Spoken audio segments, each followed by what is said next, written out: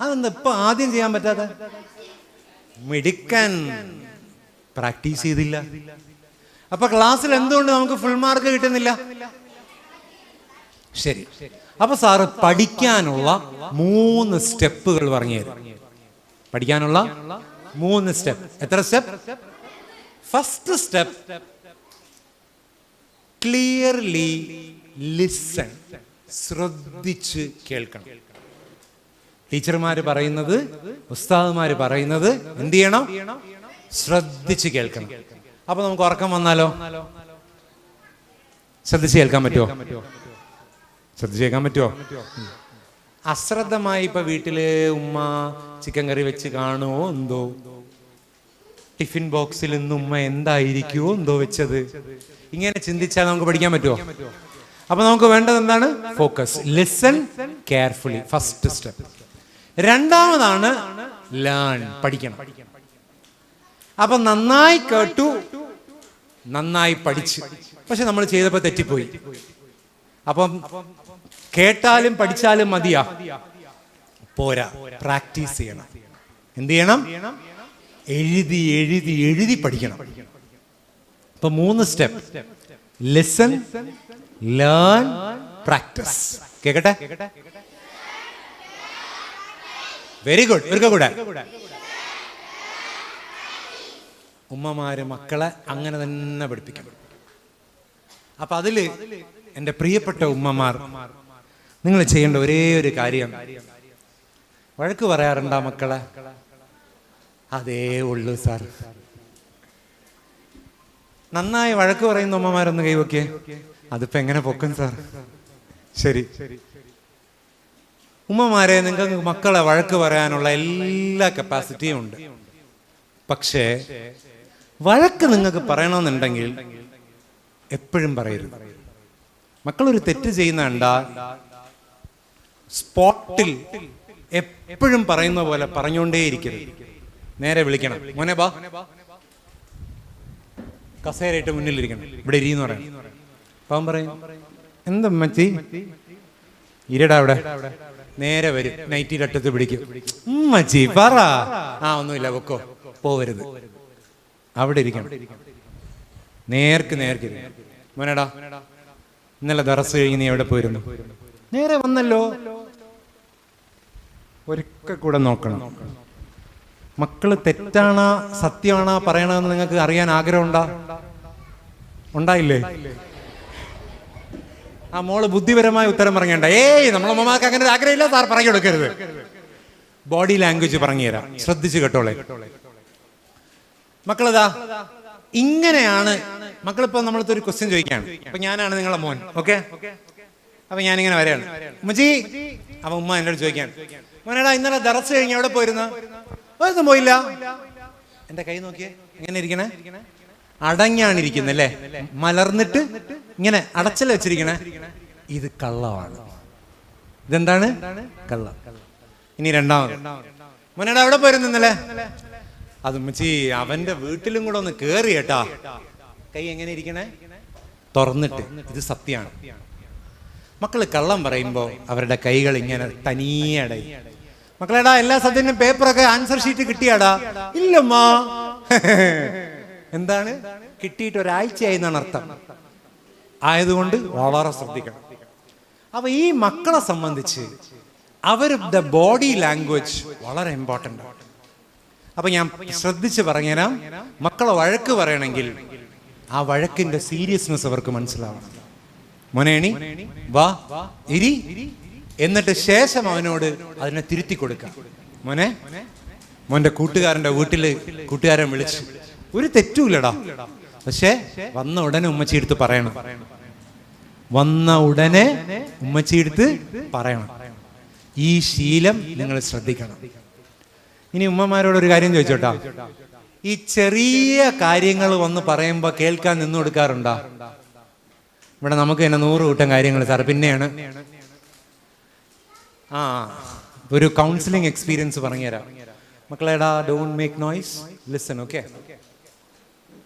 ഒരു counselling experience ശ്രദ്ധിച്ച് കേൾക്കണേ. ഒരു കുട്ടി ഒരു ചെറുപ്പക്കാരന്റെ കൂടെ ഇറങ്ങിപ്പോയി.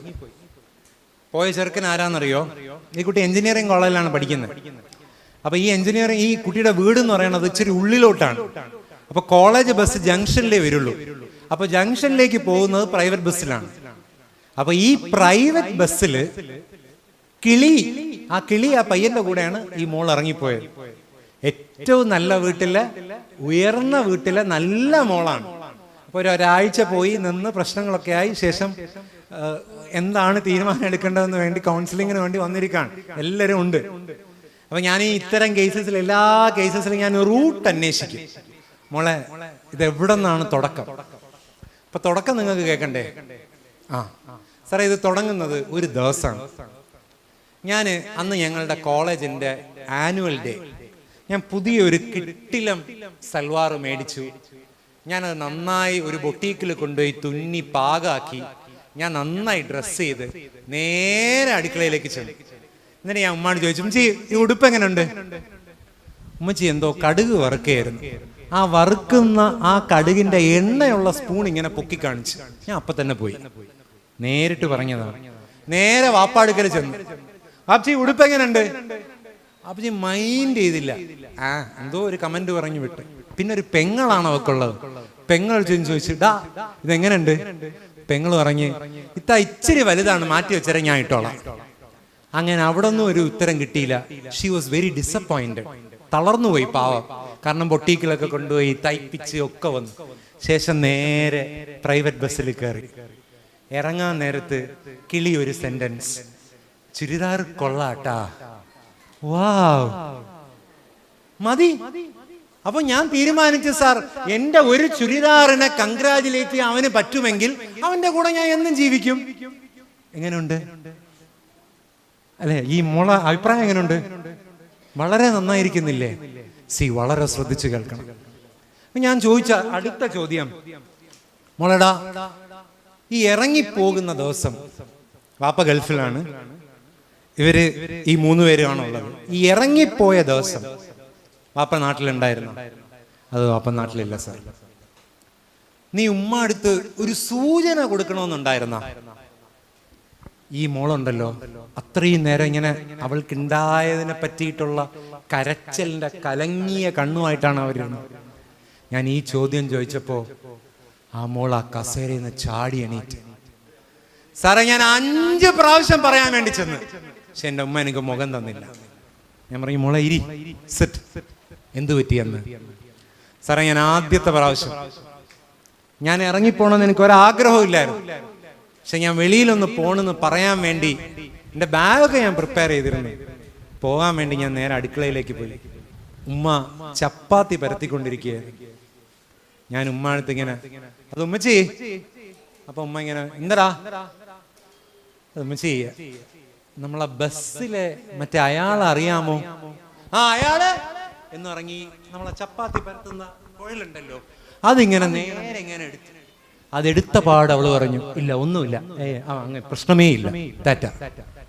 ഉമ്മയുടെ ഒരൊറ്റ നോട്ടത്തിൽ ഞാൻ വേറെ ഒന്നും പറഞ്ഞില്ല. പക്ഷെ ഉമ്മ ആ മോളെ എന്ന് എന്നോടൊന്ന് പറഞ്ഞിരുന്നെങ്കിൽ ഞാൻ അന്ന് പോകൂലായിരുന്നു. ഇത് ഒരു മകൾ, നന്നായി വളർത്തിയൊരു മകൾ, അവളുടെ ജീവിതം താറുമാറായ അവസ്ഥയിൽ എന്നോട് പങ്കുവച്ചതാണ്. അതുകൊണ്ട് ഉമ്മമാരെ, വഴക്ക് പറയുന്നതോ കേൾക്കുന്നതോ നന്നായി ശ്രദ്ധിക്കും. മക്കൾ ചെറിയ ചെറിയ കാര്യങ്ങൾ വന്ന് പറയും. ഫോർ എക്സാമ്പിൾ, ഉമ്മച്ചി ഇന്ന് അവൻ റബ്ബർ മേടിച്ചു കേട്ടാ, അതിന് എന്ന് ചോദിക്കരുത്. അത് ആ കഥ കേൾക്കണം. ചെറിയ ചെറിയ കാര്യങ്ങൾ പറയുമ്പോ കേൾക്കാൻ നിന്നാൽ വലിയ വലിയ കാര്യവും നിങ്ങളടുത്ത് വന്ന് പറയും. നേരെ മറിച്ച് ചെറിയ ചെറിയ കാര്യങ്ങൾ പറയുമ്പോൾ ചപ്പാത്തിയും പരത്തിക്കൊണ്ടിരുന്ന വലിയ വലിയ കാര്യവും വീട്ടിലിരുന്ന് തനിയെ പരത്തേണ്ടി വരും, മോള് കാണൂല. So very cautious. മക്കൾക്ക് ലിസണിങ് ഇയേഴ്സ് നമ്മൾ കൊടുത്തേ മതിയാവും, പ്രത്യേകിച്ച് ഇന്നത്തെ കാലഘട്ടത്തിൽ. അപ്പൊ ആയതുകൊണ്ട് ഉമ്മമാര് വളരെ ശ്രദ്ധിക്കാൻ. മക്കൾക്ക് എപ്പോഴും വഴക്ക് പറയില്ലേ, ആ സിസ്റ്റം നിങ്ങൾ മാറ്റി വെച്ചേ മതിയാവും. വഴക്ക് പറയാനുണ്ടോ, നേരെ വിളിച്ചു വരുത്ത്, ഇരുത്ത്, സംസാരിക്കും. കാരണം ഈ മക്കളിൽ കുറച്ചു പേർ ഞങ്ങളുടെ കോളേജിൽ, പ്രൊഫഷണൽ കോളേജിൽ വരും. അപ്പൊ ഞങ്ങൾ വഴക്ക് പറയും, ഉളുപ്പില്ല നിന്ന് കേൾക്കും. എത്ര 2 മണിക്കൂർ തെറി വിളിച്ചിരുന്നാൽ എന്ത് ചെയ്യും?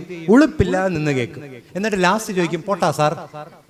അപ്പൊ ഞാൻ വിചാരിക്കും, ഞാൻ ഇത്ര തൊണ്ടയിട്ട് അലറി നില വിളിച്ചിട്ട് ഇവൻ ഒരു കൂസലുമില്ല. കാരണം എന്താണെന്നറിയോ?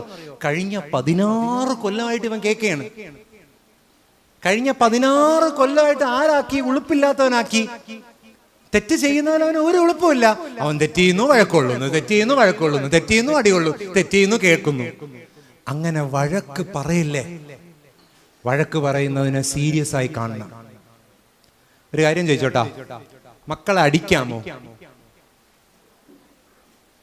നല്ല ചോദ്യം സാർ. എന്നും കൊടുക്കാറുണ്ട്. മക്കൾ അടിച്ചുകൂടാന്നാണ് മക്കളുടെ അഭിപ്രായം. മക്കൾക്ക് നല്ല അടി കൊടുത്തിട്ടുള്ള ഒരു ഉമ്മമാർ കൈവക്കെ എപ്പോഴെങ്കിലും? പിന്നല്ല സാർ. ശരി, കണ്ടാ മക്കളെ എണീറ്റ് നോക്കണം, എന്റെ അമ്മ ഉണ്ടാ.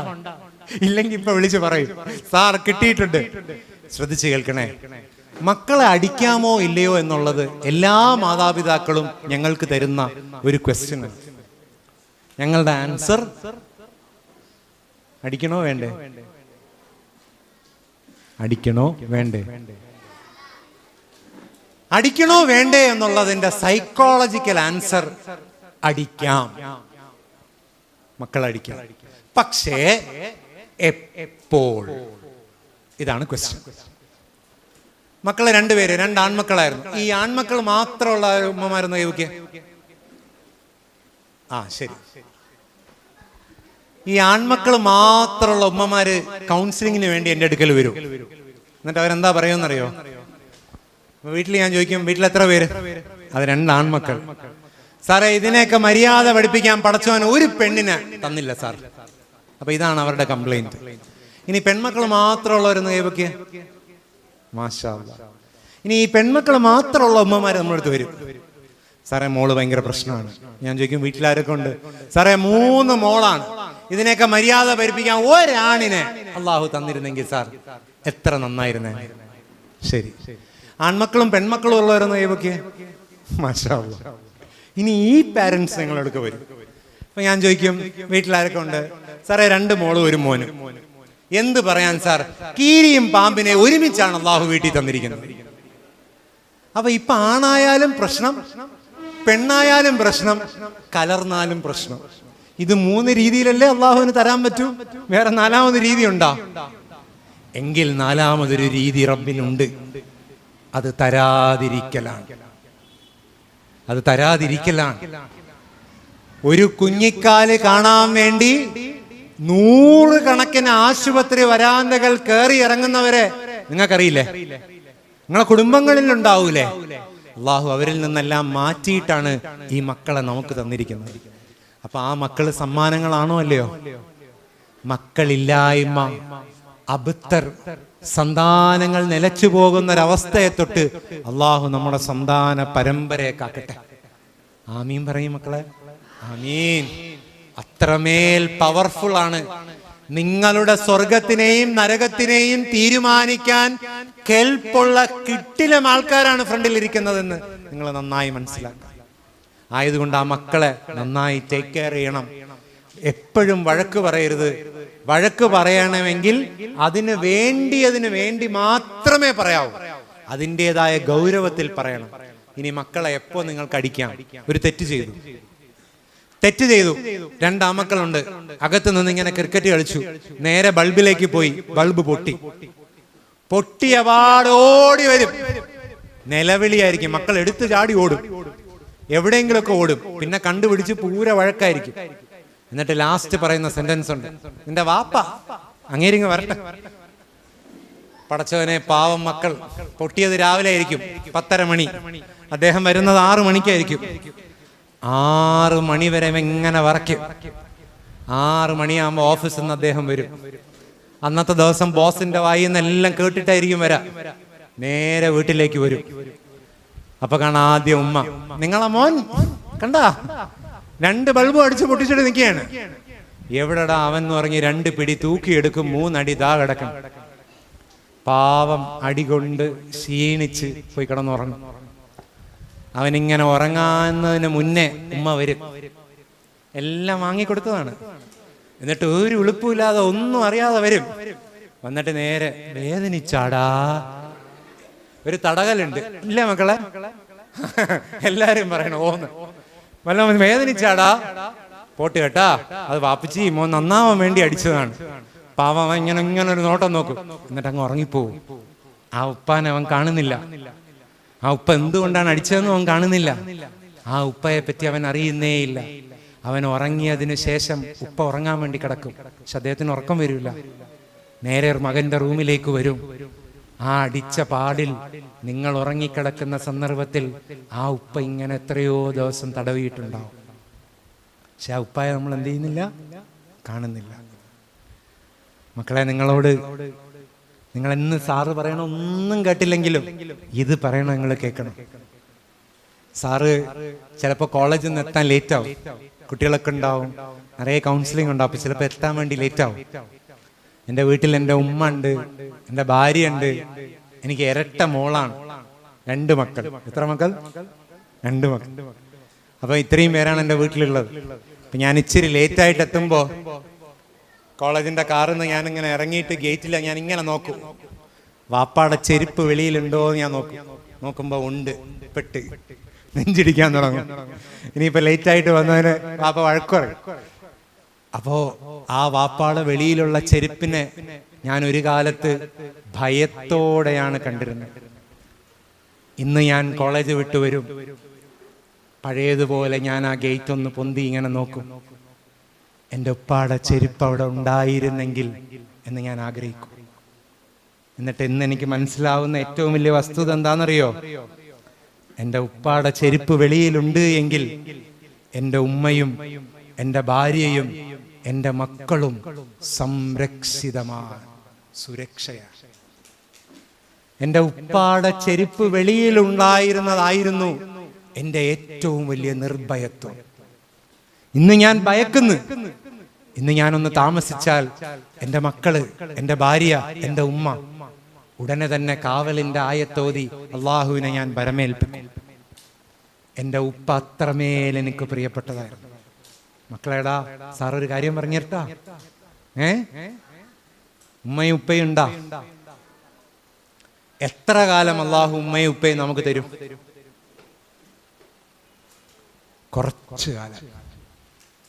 കുറച്ച് കാലേ തരുള്ളൂ. ആ കാലത്ത് നിങ്ങൾ സുന്ദരമായി സ്നേഹിക്കണം. സ്നേഹിക്കോ? അവരെ നിങ്ങൾ അനുസരിക്കോ? എങ്കിൽ നിങ്ങൾക്ക് വിജയം ഉറപ്പാണ്. ഇനി ഉമ്മമാരെ, നിങ്ങൾ വിചാരിക്കുന്നുണ്ടാ കാലാകാലം ഈ മക്കളുടെ കൂടെ ജീവിക്കാന്ന്? ഉണ്ടോ? ഇല്ല. എണ്ണിത്തിട്ടപ്പെടുത്തിയ ദിവസം അത്രേ ഉള്ളൂ നിങ്ങൾ മക്കളുടെ കൂടെ. അത് കഴിഞ്ഞാൽ നേരെ പള്ളിക്കാട്ടിലേക്കാണ്. സ്വസ്ഥമായി ഉറങ്ങാൻ പറ്റുമെന്ന് ഒരു ഉമ്മയും വിചാരിച്ചു പോകരുത്. അവിടെയും സ്വസ്ഥതയില്ലേ സാർ? ഇല്ല. സ്വസ്ഥമായി ഉറങ്ങണമെങ്കിൽ മൂന്നാമത്തെ കാര്യം പറഞ്ഞിട്ട് നമുക്ക് എക്സസൈസിലേക്ക് പോകാം. മക്കളെ, പേര് പറ. അയാൻ അല്ലേ? അയാന്റെ പാന്റ് ഷർട്ടും ആര് കഴുകി തരും? ഉമ്മി. അയാന്റെ ഉമ്മ ഉണ്ടോ? അയാന്റെ ഉമ്മി. ശരി. മോനെ വയസ്സ് എത്രയായി? 10. ഇന്ന് സുബഹിസ്കരിച്ച മോനെ? എത്ര മണിക്ക്? സത്യം പറയാം. 4, 9, 8, 7, 6:45. മാഷാ അല്ലാഹ്. ഇരിക്ക്. Ayaan, full name Ayaan Muhammad. അയാൻ മുഹമ്മദിന് വയസ്സ് 10. 10 വയസ്സ് എന്ന് പറയുന്നത് it is the limiting age. 10 വയസ്സ് കഴിഞ്ഞാൽ മകന്റെയും മകളുടെയും കാര്യം അവൻ തന്നെ ചെയ്യണം. നിങ്ങൾ ചെയ്തു കൊടുക്കരുത്. മക്കളുടെ ഉഴുപ്പ് കഴുകിയിട്ട് കൊടുക്കുന്ന ഉമ്മമാരൊന്ന് കൈവക്കിയേ. 10 വയസ്സിന് ശേഷം കോളേജിലാണ് പഠിക്കുന്നത് സാർ, ഞാൻ തന്നെയാണ് കഴുകുന്നത്. ശരി, ഒരു സിനാരിയോ സാർ പറഞ്ഞിരട്ടെ, ശ്രദ്ധിക്കുകയായിരുന്നു. ഉമ്മമാരെ, ഉപ്പമാരെ, മക്കളെ സ്വന്തം കാലിൽ നിർത്തണം. വീട്ടിൽ നിങ്ങൾക്ക് ആവശ്യമുള്ള കാര്യം അതിശക്തമാണ്. മക്കൾക്ക് കിട്ടില്ല, ഡിസിപ്ലിൻ വേണം. നേരെ കോളേജിൽ നിന്ന് സ്കൂളിൽ നിന്ന് വന്ന് ഉടുപ്പൂരി വലിച്ച് നേരെ കട്ടിലേക്ക് എറിയുന്ന സിദ്ധാന്തം നിർത്തണം. വീട്ടില് അഴുക്ക് തുണികൾ ഡെപ്പോസിറ്റ് ചെയ്യുന്ന ഒരു ചെറിയ എന്തെങ്കിലും ഒരു യുട്ടൻസിൽ നിങ്ങൾ അവിടെ വെക്കണം. അതിലേക്ക് അതിനെ ഇടാൻ പറയണം. 2-3 ദിവസം ആകുമ്പം വാഷിംഗ് മെഷീനിലേക്ക് കൊണ്ടുപോയി അതിനെ അലക്കാൻ പറയണം. ശേഷം അതിനെ ഉണക്കാൻ പറയണം. സമയമുണ്ട് എങ്കിൽ അയൺ ചെയ്ത് കൊടുക്കാം, ഇല്ലെങ്കിൽ അവരോട് അയൺ ചെയ്യാൻ പറയാം. ഇല്ല എങ്കിൽ ഇനി ശ്രദ്ധിച്ചു കേൾക്ക്. ഒരു ദിവസം നമുക്ക് അള്ളാഹുവിന്റെ അടുക്കലേക്ക് യാത്ര പോണ്ടേ? നമ്മൾ പോയി നിശ്ചലമായി നമ്മൾ കിടക്കുന്നു. അവരെ കബറടക്കി. അടുത്ത ദിവസം 3 ദിവസം മക്കൾ ദുഃഖമാചരിച്ചു. അതിന്റെ അടുത്ത ആഴ്ച ദുഃഖമാചരിച്ച് വീട്ടിലിരിക്കണോ, സ്കൂൾ കോളേജിൽ പോണോ? നിങ്ങൾ ആഗ്രഹം എന്താണ്? സ്കൂൾ കോളേജിൽ പോണം. അപ്പൊ ഈ മോൻ എന്ത് ചെയ്തു? അടുത്ത ആഴ്ച വന്നു. ഉമ്മ മരണപ്പെട്ടിട്ട് അടുത്ത ആഴ്ച മോൻ നേരെ എണീറ്റിട്ട് വന്നു. അപ്പൊ ആദ്യത്തെ ദിവസം കൊച്ചുമ്മമാര് മാമിമാരൊക്കെ വീട്ടിലുണ്ട്. അപ്പൊ മോൻ ഇങ്ങനെ അന്വേഷിക്കുകയാണ്. എന്താണ് അന്വേഷിക്കുന്നതെന്നറിയോ? പാന്റിന്റെ അടിയിൽ ഇടേണ്ട ഇന്നർ ഇതെവിടെയാണ് ഉമ്മ കഴുകി വെച്ചിരിക്കുന്നതെന്ന് അറിഞ്ഞൂടാ. കാരണം അത് കഴുകിയോ അത് കണ്ടെത്തിയോ ശീലമില്ല. അങ്ങനെ നേരെ കൊച്ചുമാടി എന്ന് പറയും. നാണം കെട്ടിട്ട് അവൻ പറയും, എനിക്കിടാനുള്ള അടിവസ്ത്രങ്ങൾ കാണാനില്ല. അപ്പൊ ആ കൊച്ചുമ്മ ഇങ്ങനെ ലജ്ജയോടെ ചോദിക്കും, ഉമ്മ ഇതൊന്നും പഠിപ്പിച്ചു തന്നിട്ടില്ലേ? അങ്ങനെ അവരതൊക്കെ കണ്ടുപിടിക്കും. എന്നിട്ട് അത് എടുത്തു കൊടുക്കും. എന്നിട്ട് ഇവനിങ്ങനെ നേരെ അയണിങ് ടേബിളിന്റെ അടുത്ത് വരും. അയൺ ബോക്സ് ഓണാക്കാൻ അവൻ അറിയില്ല, തേക്കാൻ അറിയില്ല. കൊച്ചുമാന്ന് വിളിക്കും. കൊച്ചുമ്മ വന്നത് അയൺ ചെയ്ത് കൊടുക്കും. എന്നിട്ട് കൊച്ചുമ്മ ഇങ്ങനെ നോക്കും, മോനെ ഇതൊന്നും തനിയെ ചെയ്യാറില്ലേ? ഇല്ല. ശേഷം അവൻ ചെല്ലും. ഷൂസ് എവിടെയാണ് ഇരിക്കുന്നതെന്ന് അറിയില്ല, പോളിഷ് ചെയ്യാൻ അറിയില്ല, ബാഗുകൾ എങ്ങനെയാണ് വെക്കേണ്ടതെന്ന് അറിയില്ല. അന്നേ ദിവസം അവന് വളരെ ദുസ്സഹമായിരിക്കും. വൈകുന്നേരം വീട്ടിൽ വരുന്നതിന് മുന്നേ അവൻ നേരെ പള്ളിക്കാട്ടിലേക്ക് വരും. എവിടെയാണ് വരണമെന്നറിയോ? നിങ്ങളുടെ ഖബർസ്ഥാന്റെ അടുക്കൽ. ആണാ പറന്നവനാണെങ്കിൽ നിങ്ങൾക്ക് ആദ്യം അവൻ സലാം പറയും. എന്നിട്ട് നിങ്ങളോടൊരു ചോദ്യം ചോദിക്കും, അമ്മച്ചി എന്നെ ഇതൊക്കെ ഒന്ന് പഠിപ്പിച്ചെന്നൂടായിരുന്ന? അമ്മച്ചി ഇതൊക്കെ എന്നെ കൊണ്ടൊന്ന് ചെയ്യിപ്പിച്ചുവിടായിരുന്ന? എനിക്ക് വയ്യ അമ്മച്ചി, നാണം കെട്ട് ഞാൻ ഇല്ലാതായിപ്പോയി. ഈ ചോദ്യം കേൾക്കുന്ന നിങ്ങളുടെ അവസ്ഥ എന്തായിരിക്കും? കേൾക്കൂലെന്നാണോ വിചാരം? കേൾക്കൂലെന്നാണോ? ഇനി ഇപ്പുറത്ത് സ്വന്തം കാലിലാണ് മക്കളെ നിർത്തിയതെങ്കിൽ അന്ന് വൈകുന്നേരം വീട്ടിൽ വരുന്നതിന് മുന്നേ യഥാർത്ഥ പാഠം പഠിച്ചവൻ, അവന്റെ ഉമ്മ ഖബർസ്ഥാനിലാണ് എങ്കിലും അവനുമായുള്ള യാതൊരു ബന്ധത്തിന് ഒരു കോട്ടവും വന്നിട്ടില്ല. ഞാൻ എന്റെ ഉമ്മയെ ജീവിച്ചിരിക്കുമ്പോ എങ്ങനെ കണ്ടോ അതുപോലെ ഞാനും എന്റെ ഉമ്മയെ കാണാൻ വേണ്ടി വരും. ഉമ്മച്ചി അസ്സലാമു അലൈക്കും, ഇന്നലെ ഞാൻ എന്റെ ഉമ്മച്ചിക്ക് വേണ്ടുന്നതെല്ലാം ചെയ്തിട്ടുണ്ട്. ഉമ്മച്ചി ഒന്നുകൊണ്ടും പേടിക്കണ്ട, ജീവിച്ചിരിക്കുന്ന ജാരിയായ സദഖയാണ് ഞാൻ.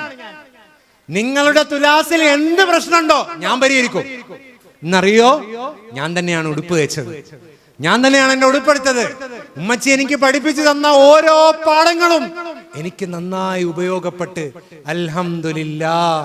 ശേഷം അവൻ റബ്ബിന്റെ അടുക്കൽ ഇങ്ങനെ കൈനീട്ടും, യാ റബ്ബനാ, എന്നെ എന്റെ സ്വന്തം കാലിൽ നിർത്തിയ എന്റെ ഉമ്മച്ചിക്ക് നീ ജന്നാത്തുൽ ഫിർദൗസ് നൽകി അനുഗ്രഹിക്കണേ അല്ലാ. നോക്കത്താ ദൂരത്ത് നിന്റെ നൂറിനാൽ ആ ഖബറിനെ നീ പ്രകാശിപ്പിക്കണേ അല്ലാ. ഇന്നലെ രാത്രി ഞാൻ മുൾക്കോതിയിട്ടാണ് കടന്നത്. എന്നെ മുൾക്കോതാൻ പഠിപ്പിച്ചത് എന്റെ ഉമ്മയാ ആയതുകൊണ്ട് ആ ഖുർആനിനെ എന്റെ ഉമ്മയുടെ കൂട്ടുകാരനായി നീ മാറ്റണേ അല്ലാ. ആദ്യത്തെ മകനെ വേണോ രണ്ടാമത്തെ മകനെ വേണോ? പറയും. എങ്കിൽ പണിപ്പെടണം, എങ്കിൽ അധ്വാനിക്കണം, തീർച്ചയായിട്ടും അധ്വാനിക്കണം.